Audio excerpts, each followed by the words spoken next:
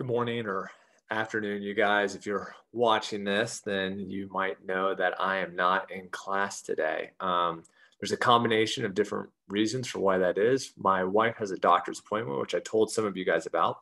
And then it got a little more complicated. I actually have a somewhat severe eye infection that I am at the doctor for as well today. And I know you might be thinking, well, wow, I guess we just get a day off. And you would only be so lucky. We are going to continue to power through. What I have done is recorded my entire lecture for you so that we don't get any further behind. It's possible, I don't 100% know, that you might have not just heard what I said. I had myself muted. If not, you missed the reasoning why I'm there, which is not that important. What we're going to do is we're going to go through notes today in history, warm up just like always. You even have classwork that you're going to be working on today. So today is going to be a normal class for you. If you have questions, feel free to email me or send me a message on Instagram. I will be back tomorrow, hopefully with both eyes. I'm just kidding. I'm not going to lose an eye, I don't think. But let's go ahead and get started. All right, so you'll start with this warm up right here. I am idealistic, but I don't really think that you are actually going to write these questions down to answer them, but I do think they're still important to know and understand. So let me walk through these three warm-up questions. So the first question said, what was the purpose of Ellis Island? That answer would be D. It would serve as a welcome center to screen immigrants. The reason why it's not C is you see that part about Asia. It's to remind you that Asia had a different island, Angel Island.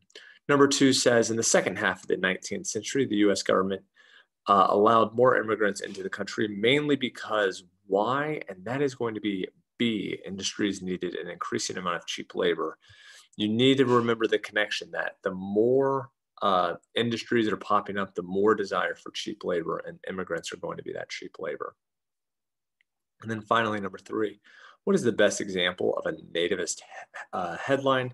Nativists don't like Native Americans. Remember, they don't like nativists don't like immigrants. They're against immigration. So because of that, it's going to be C, immigrants must go. For your today in history, today's date is November the 10th. The year we're going to talk about is 1989. You do need to write this down. This is fair play for your today in history quiz. Your first today in history quiz, I believe it's the week after Thanksgiving when your first today in history quiz will be. November 10th, 1989. On November 10th, 1989, the Berlin Wall was torn down. The Berlin Wall was torn down. Period. Last sentence. The Soviet Union built the wall. The Soviet Union built the wall to divide Berlin. The Soviet Union built the wall to divide Berlin during the Cold War. So on November 10th, 1989, the Berlin Wall was torn down. The Soviet Union built the wall to divide Berlin during the Cold War.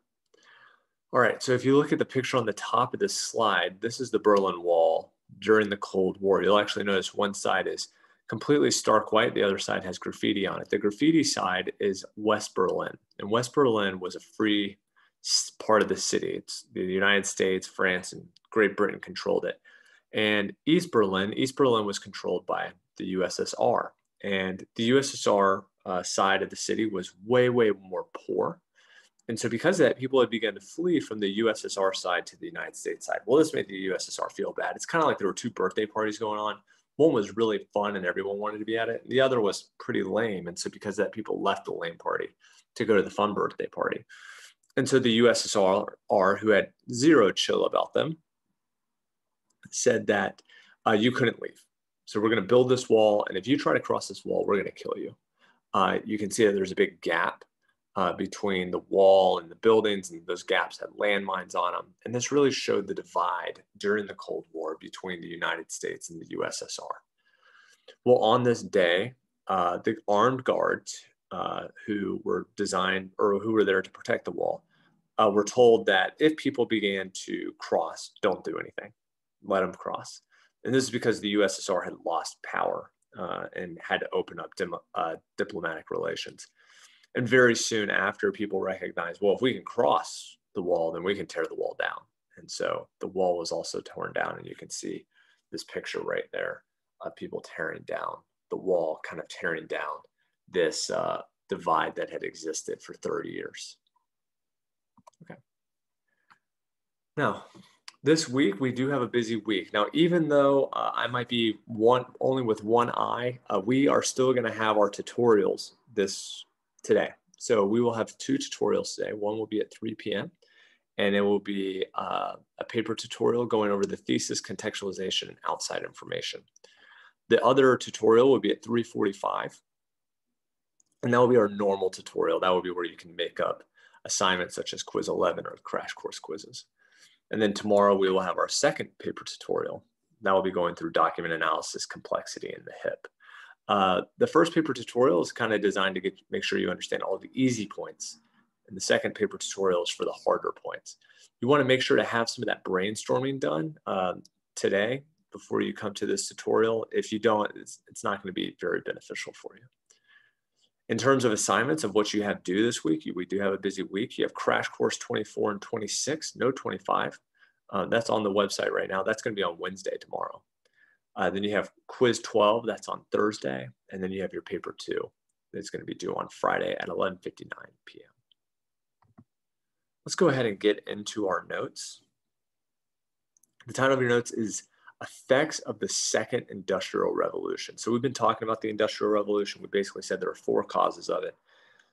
Government that was pro-business, technology changes, business practices changes, and a massive supply of cheap labor in the form of immigrants.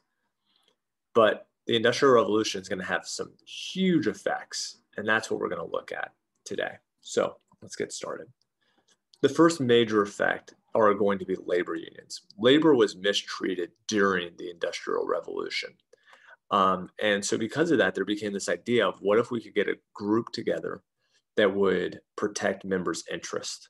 And it really is represented in this picture right here. If you look at this picture, you'll see, one hand being raised up, but it's by many. And it kind of shows that if we all stick together, we can become a very, very powerful fist.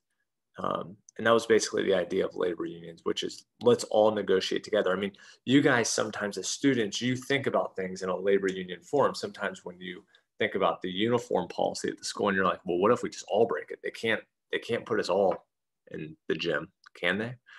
That was the basic idea about labor unions. It's called collective bargaining. Now, the first labor union was called the Knights of Labor.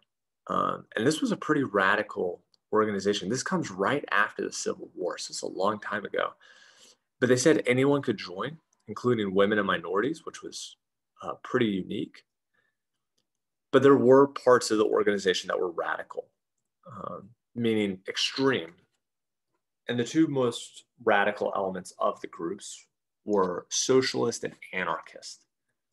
So let's go through what those groups are. So the radical parts of the labor union, like I said, are socialist and anarchist, but socialists believed that everything should be divided equally. And that was actually what the Knights of Labor was about. They actually wanted everyone in that group to combine their wages and then they would equally distribute it out. But there was a problem with that. And that problem is, what if you don't work very hard? What if somebody works really, really, really hard and they make twice as much money as you? Why are you going to work as hard as them if you're going to get the same amount of money as they do? So that's where socialism has a fatal flaw. And it's that idea that basically it takes away some of the incentive to work hard. Now, anarchists is a completely separate group of people. And they believe that the government was only designed to protect the rich and the powerful. You remember that picture we looked at, the bosses of the Senate, those big, big monopolists who were controlling the Senate? That's how anarchists felt. They're like, those rich and powerful people, they have control of the government. And so therefore, the government is not a good thing. We should get rid of the government. So they actually believe that the government should go away. And that way, they would create more equality. Now, the socialist is that fist that we just saw right here. This is the socialism symbol.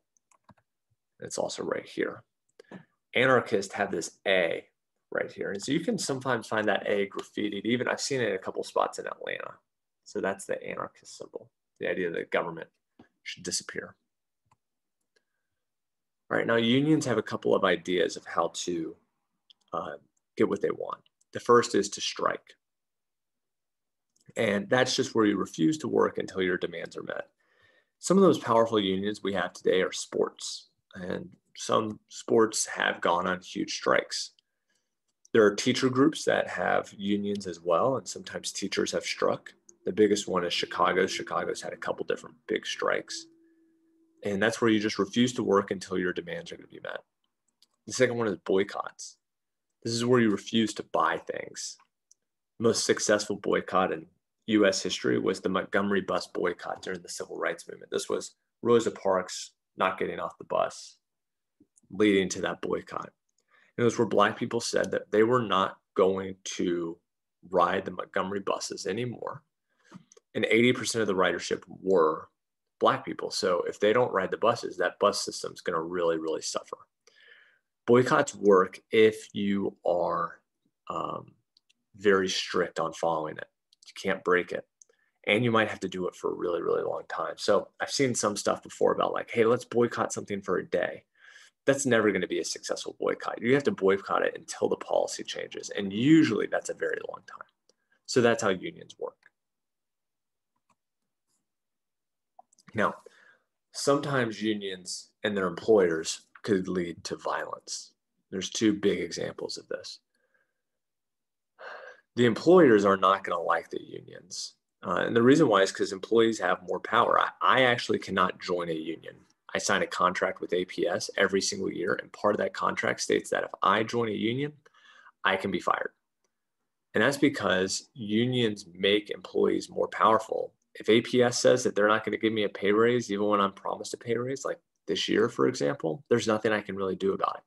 If I was in a union, the union might negotiate on my behalf, and they might say, hey, well, if you don't give teachers pay raises, they're going to strike. So sometimes this is going to lead to violence. And one of those big pieces of violence is going to be the Haymarket riot. This is a really, really big event for the labor movement. What happened was a bomb blew up while a protest was going on, and it killed policemen.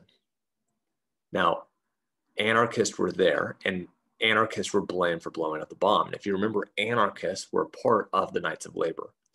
So because of that, the Knights of Labor is going to die out. And so that's how you should remember the Haymarket riot. It's what killed the Knights of Labor.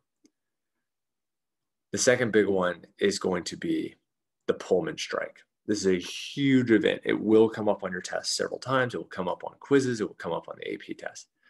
So Pullman was a railroad company. And so all the railroad company workers are going to go on strike. Well, one thing that the railroads carried was mail. And the president is actually going to send in the military to stop the strike. They're going to force people to go back to work. And what this really showed, the big takeaway from the Pullman strike, is kind of what anarchists believe. They said the government doesn't trust the worker. The government doesn't like the worker. The government likes businesses. So the Pullman strike is known because it shows that the government sided with businesses, not with workers. And this is still debated today. How much does the government support businesses compared to workers? President Trump was a very, very pro-business president. It'll be interesting to see what Joe Biden is. A lot of times Democrats say that they're more pro-worker, but they don't really show it in meaningful legislation. All right, so then you have the American Federation of Labor, led by Samuel Gompers, one of the top mustaches of all time. I mean, look at that thing. Can't even see his mouth. So the American Federation of Labor is going to be the most successful labor union during this time. It's going to come after the Haymarket riot. Remember, the Haymarket riot's 1886. This is 1886. It's the most successful labor union because after the Knights of Labor died, this creates a very powerful labor union. This takes the place of the Knights of Labor. It was led by this guy, Sam. But this was a little more restrictive. Only skilled workers could join. And they had very, very focused goals. They focused on hours, wages, and conditions. The Knights of Labor was more of a dream of equality. We're all going to get the same wage. We're going to really like fight the whole system. The American Federation of Labor was not focused on that. They said, no, we want to have a minimum wage. We want to work 40 hours a week, and we want good working conditions.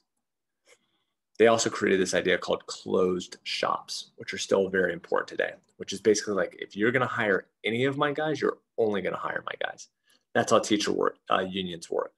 So in Chicago, if you're going to be a public school teacher in Chicago, you have to join the union. There's not a choice. That makes the union very, very powerful, but it does take some of the decision-making away from the employee. So that's the American Federation of Labor. Now, we have to remember, we've talked a lot about factory workers, but the most common form of worker still during this time is a farmer. So farmers are going to get absolutely screwed during the second industrial revolution. And the reason why is because of this increase in production due to technology changes. So technology is going to increase. Bigger tractors, it's going to be able to make way, way better plant or harvesting way easier. You're going to have new technologies to where food doesn't die off as much. And the problem is farmers are going to get too good at farming. Their prices are going to get so low. Think about it like this. It used to be that if you planted an entire field of corn, only half the corn would be good. So when you sold it to that grocery store, they would have to pay a certain amount of price per head of corn. Let's say $1 for a head of corn. Well, now your entire field is doing perfect. So now you have to sell all of that corn. Well, not only is your cornfield doing well, everyone's cornfield's doing well. So they have to sell all of their corn. And now grocery stores may only take it for 10 cents a piece. So actually lower food prices. It's good for consumers, but bad for farmers. So a lot of small farms are going to die. They're going to get bought by big farms. And this is going to cause farmers to also form together, try to form an organization. Their organization that they form is called the Populist Party. The Populist Party is the People's Party. So these are all farmers who felt like the government was just way too focused on these big monopolies. Again, that bosses of the Senate picture that we looked at, those monopolists just controlling the Senate. Now, these guys are going to form a very powerful platform very quickly. And their platform is right here. It's on this slide. And you don't really need to know it too well. Because what's going to happen is Democrats are going to come on and they're just going to take this entire platform and say, yep, let's do all this. So that's why the Populist Party in some ways is a success, because their entire platform is basically followed. But they're also not really a success. They don't ever get a president or anything like that because their entire platform is stolen. All right. Now, we've talked about some of these ideas, but I just wanted to put it all on one slide, which is how society was viewed. So first you have what was called the social gospel. And this is because there were so many poor immigrants at this time. This is where Christians are going to begin to say that they have a moral responsibility to try to help the poor and fix abuses in society. It's basically this idea extended through the Second Great Awakening. If you remember the Second Great Awakening, it was basically like, hey, we got to purify society. We got to make society better. So they made all these reform movements. The social gospel is a continuation of that. Social Darwinism, we've already talked about, was how people justified their wealth. And then you have the gospel of wealth, which we read a piece from in a DBQ. But it was created by Andrew Carnegie. And Carnegie basically believed that the wealthy had a social responsibility to make society better. And you can see this picture at the bottom where it says $100 million given for the public good. And that's Andrew Carnegie giving away just massive sums of money to try to fulfill his gospel of wealth. All right. Now, finally, the good things. There are good things that came about from the Second Industrial Revolution. The first thing is something that we've mentioned several times, but it's good to just know, which is because businesses became more effective, prices on goods were lowered. Now, this effectiveness came at a cost, though, and I put this in the good thing slide, maybe I shouldn't, which is that effectiveness is going to lead to a loss of individuality. Look at this picture right here. You'll see that it's all women, which we'll talk about in a second, but these women are also acting almost like robots. There's no individuality anymore. They're all doing a very, very boring, meaningless task. They've become machines. This isn't how workers used to work. Workers used to have this craft that they developed. You made shoes because your father made shoes, because his grandfather made shoes. Your entire life was about becoming the best shoemaker possible. That's all gone now. Now it's who can make the shoe the fastest, the most efficient. So a lot of people feel like a lot of the soul of working has left, and now you're just basically punching a time card. Education, though, is going to become more important for men and women. Men are going to become managers, so business classes are going to become a big deal. A middle class is going to form up from that. And then women are also going to get more jobs. So not just in factories, but doing clerical work like typing, like you see right here. So this is actually its picture. While it does show that the effectiveness has led to a loss of individuality, it's also showing that women have jobs now, have an ability to start to make their own individual money, right? So those are notes.